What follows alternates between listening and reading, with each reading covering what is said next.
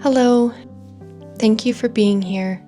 Today I'm just having a simple day at home, cleaning up a little bit, going through mail, opening some packages, and starting to organize what I want my spring cleaning to look like.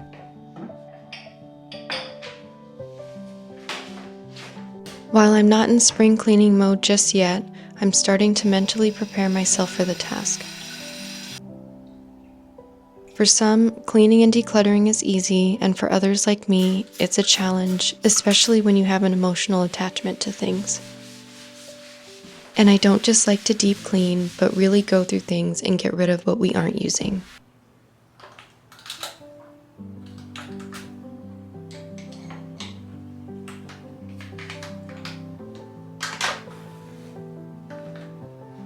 To help me get in the right mindset, I make a list of reasons why I want to spring clean and how I want my home to feel when I walk through the door. I write this list down on paper and take it with me around the house while I'm cleaning. This motivates me by having an end goal in mind, which helps me stay on task when I get overwhelmed.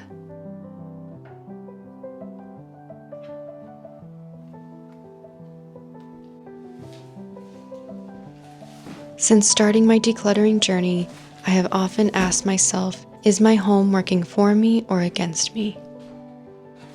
After spending time thinking about this, I made a list I would like to share with you today of 11 ways to tell if your home is working against you.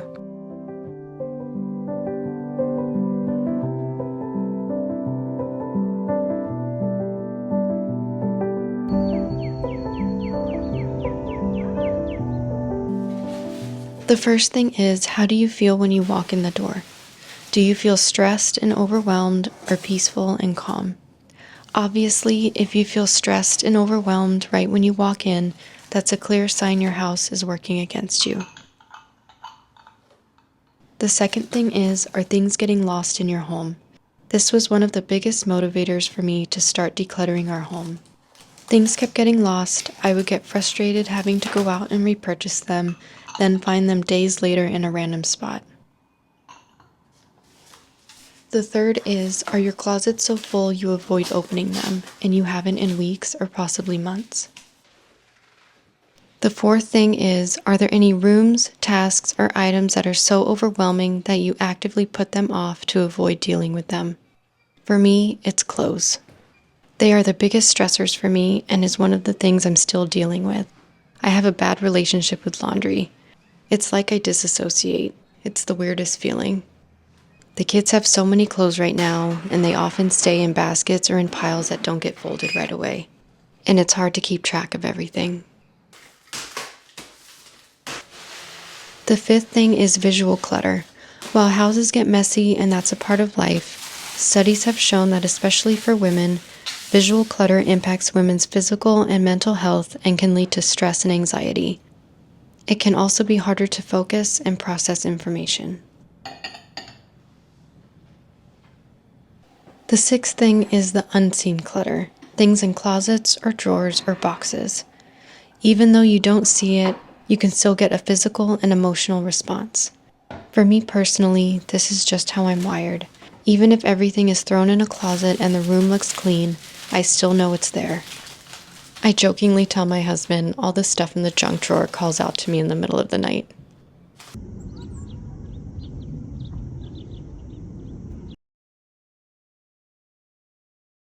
The seventh is, are you always cleaning the house and never making any progress? Once you clean a room, you turn around and the other is messy again. For so long, we felt like we were cleaning every day and spending our weekends cleaning the house. Number 8. Does all the time spent cleaning mean you feel like you don't spend any quality time with your family? This one was big for us and ties into some of the others. But we just felt like we were always cleaning something and could never take a breath. We were spending more time as a couple cleaning rather than relaxing and having quality time with each other. It felt like there was always something to do.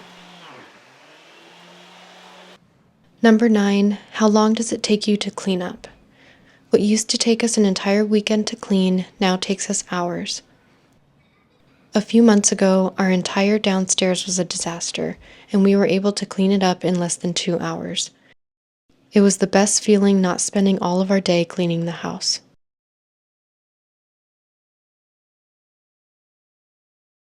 Number 10, are you always rushing? For me, rushing tied into our home being disorganized and cluttered. This is still a struggle for me, but I'm working on better discipline and better time management. And number 11, do you ever feel like you can relax?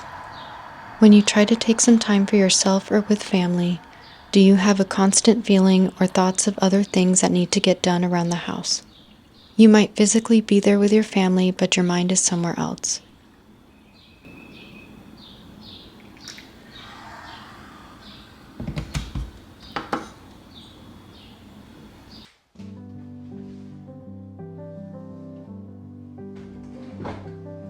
I'm going to try to put a link or PDF of this list down below that you can print out if you like. Also, I will put some questions you can ask yourself to help you think through how you currently feel and what your goals are of how you want your home to be. For example, how do you currently feel when you walk in the door? If your home was alive, how would it feel? Would it feel tired or worn out, or does it feel light and happy? And lastly, how do you want yourself and your home to feel when you walk through the door? Do you want it to feel cozy, calm, or peaceful?